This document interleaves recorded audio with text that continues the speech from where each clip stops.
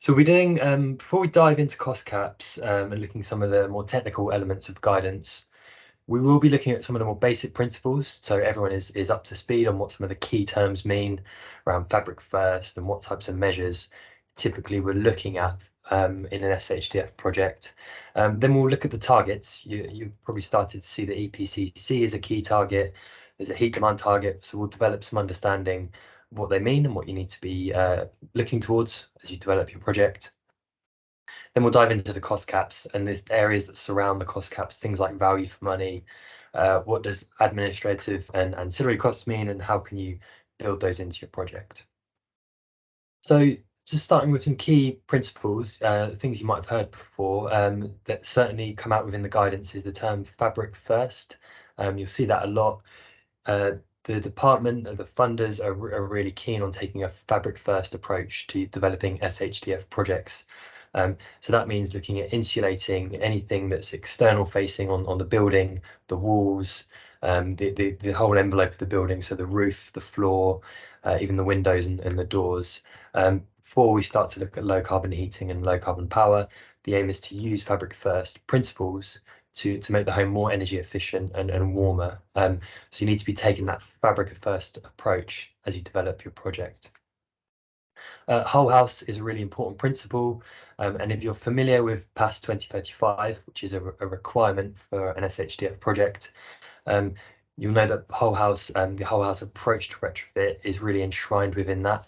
And this means taking a holistic view to energy performance and heat movement in the home, not just adding bits of insulation and hoping that the house can deal with that change in performance. So making sure that the elements like windows and wall insulation have a good interaction, that all technical risk is managed, and also that we look at things like ventilation as well. If we're making homes warmer, we're making them more airtight as well. We need to bring fresh air into that home so we understand how the home performs as a whole system and not just focus on individual elements. So some really key principles that will come out in the guidance and as you follow that PAS 2035 process. We'll go through a couple of steps that we look at when we look to retrofit a home. As I said, we look at that fabric first principle. That's where we should always start, and that's where the guidance, the funding guidance, points us. And this is about essentially delivering insulation and air tightness to the property, so that heat is less able to escape from the home. We're often looking at the wall insulation. It can often be, given the amount of heat loss that comes from the walls, insulating walls is one of the biggest impact areas we can have in retrofit. That might be cavity wall insulation if there's a cavity there, or external wall insulation or internal wall insulation for solid wall homes. Roof insulation, loft insulation can have a real big impact. We can also insulate the floor, although that can be tricky, a bit more disruptive to do floor insulation, although some technologies can get into floor voids a little bit more easily. Doors, double, triple glazing, other areas.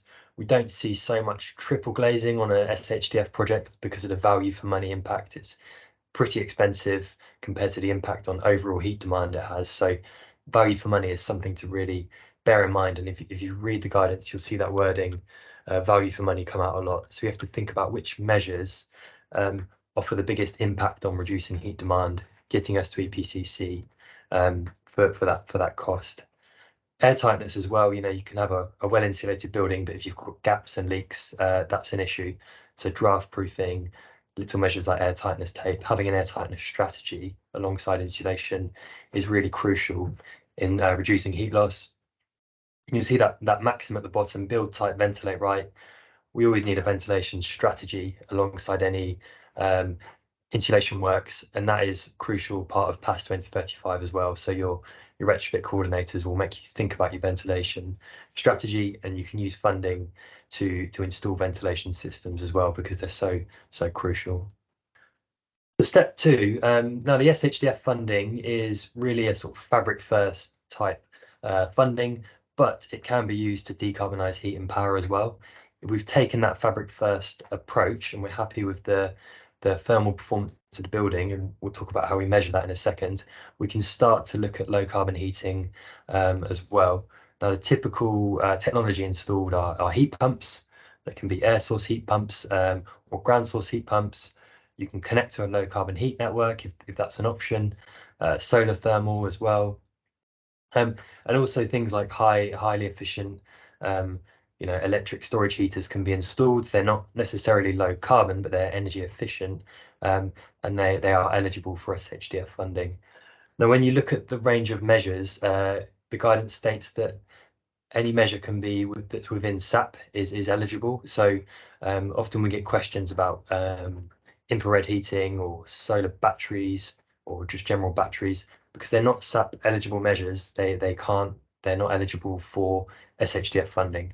The only type of measure that's within SAP that can't be used is fossil fuel burning boilers, so gas boilers. You can't replace existing gas boilers with SHDF funding. It doesn't meet the key performance criteria around decarbonisation.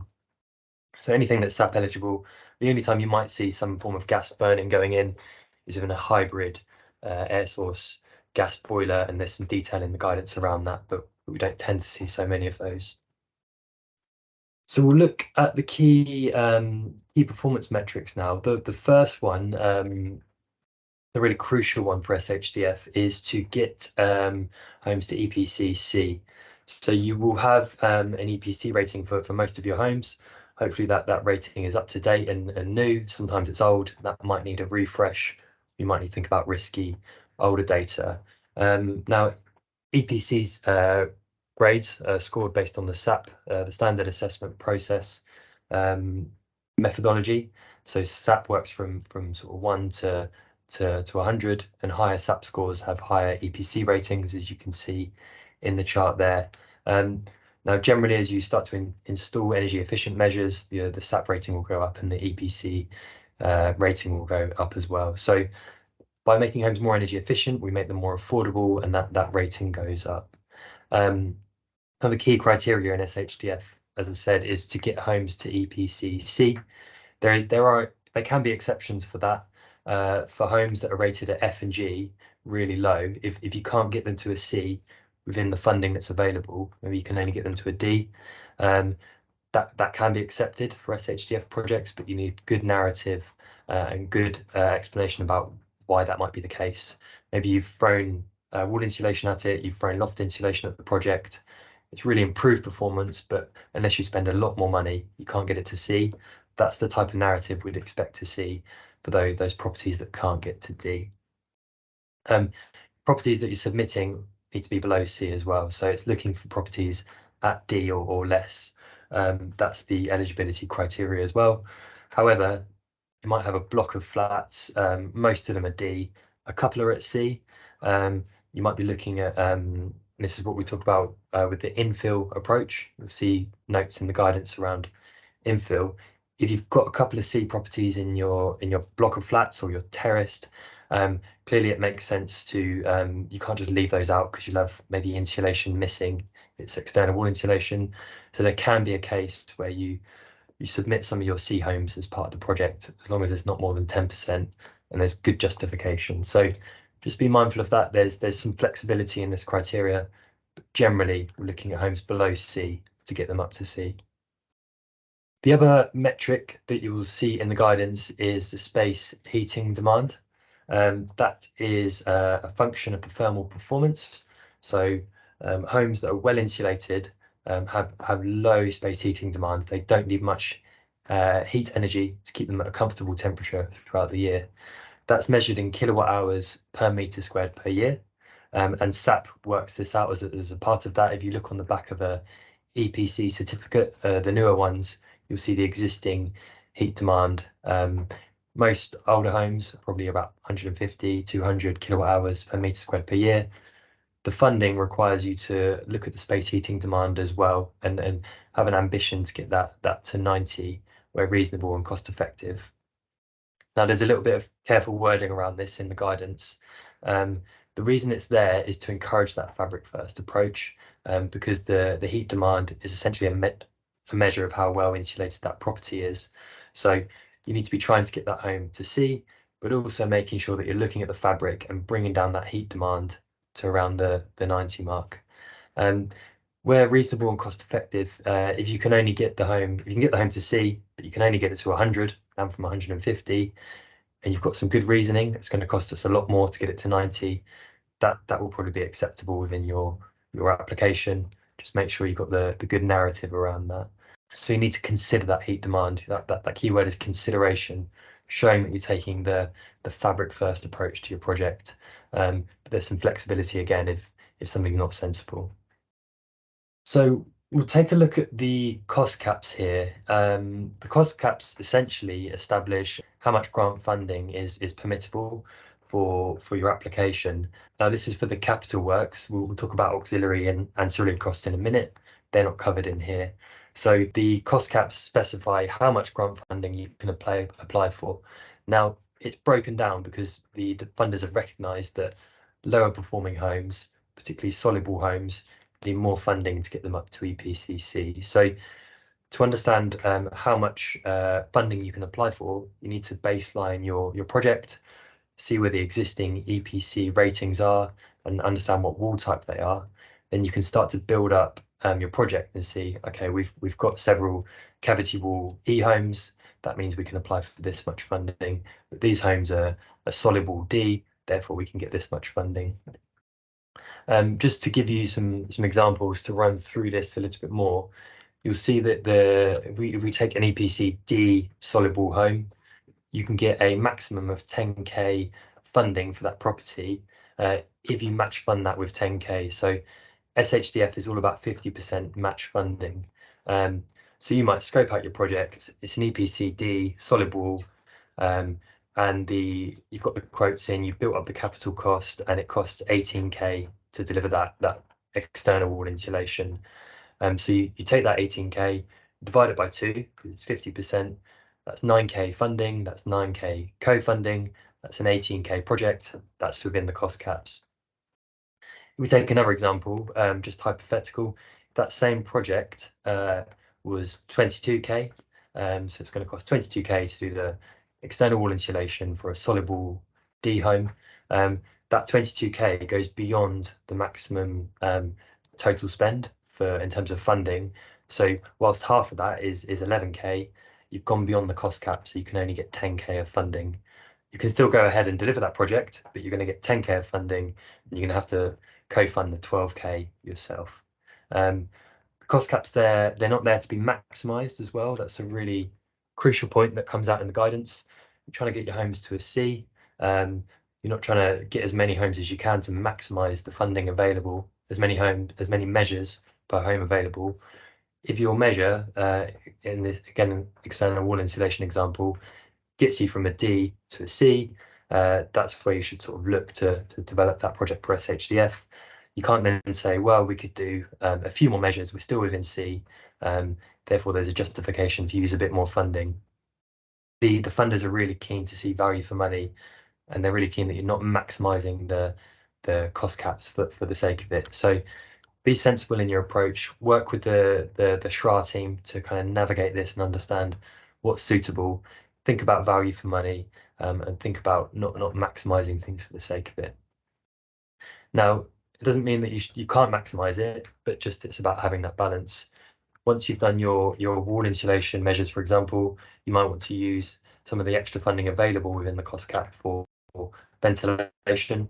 It's really helpful as well to include that in your project.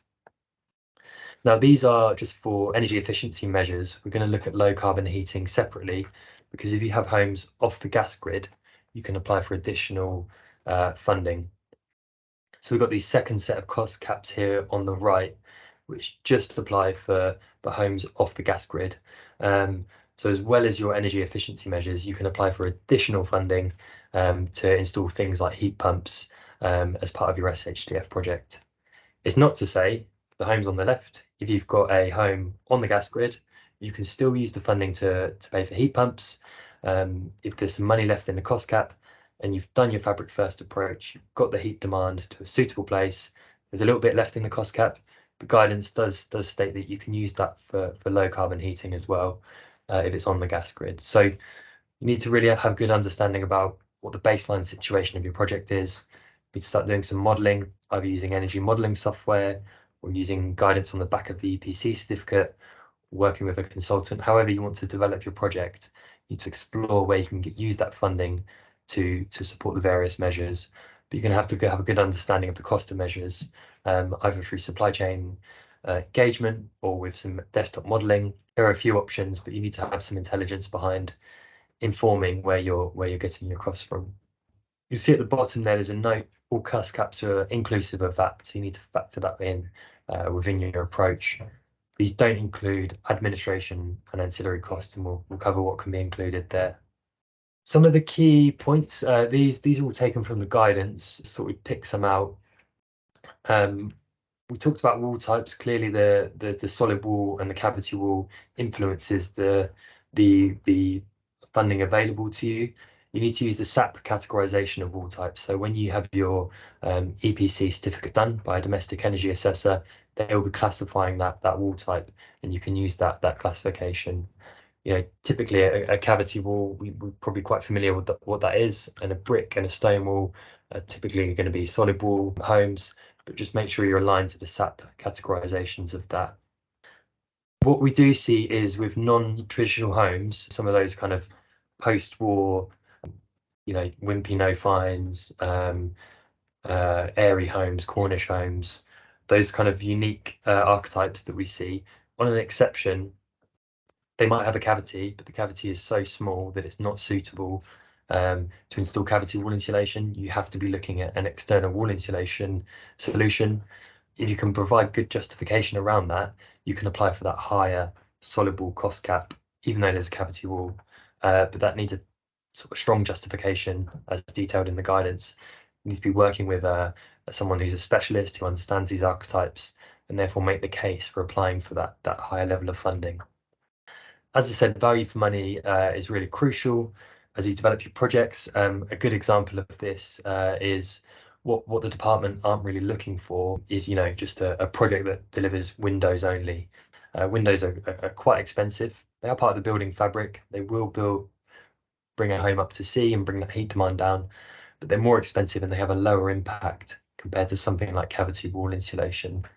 It's not to say that you can't build windows into your project, but it's always worth thinking about, are we meeting the objectives of the funding, which is to grow the retrofit sector, to take a fabric first approach that delivers the most impact for money, because essentially the funders will be looking at the value for money of your project. Again, work with your HR team. If you're getting free support from us, we can help you navigate that a little bit more, but try and look for measures that have the biggest impact for the lowest cost, and typically that will be your wall insulation measures. Now, I want to go through an option that's available to you around averaging. In the guidance, they have this worked example, so it's quite helpful to look at it. It can be really helpful if you have, take this example here, a 1,000 home project, and say 900 of those homes, the cavity wall starting at EPC-D. If you've costed the total cost to retrofit is £5,000, therefore you can get half of that funding, £2,500, £2,500 co-funding. That is actually well within the cost cap of the project because you've only requested 2.5K, so you've got a little bit more room. Go back to the this one here. We saw that a cavity wall EPC-D, you can get up to 5K funding, but you're only requesting 2.5K funding because you've got a relatively cheaper project. So that gives you a bit more room to average out. And if you've got 100 homes that require 12 grand to do cavity wall insulation, 50% of that is 6K. It's gone 1K over the cost cap, but by the time you average things out, the homes on the left can sort of provide that extra kick to the higher cost homes. And there's a worked example there. As long as that average funding per home falls within that cost cap, you're okay. So you need to play with your numbers, but don't get put off straight away if you've got some high cost projects and you think we're going to have to do a lot of co-funding here. Take some averaging, see what you can do.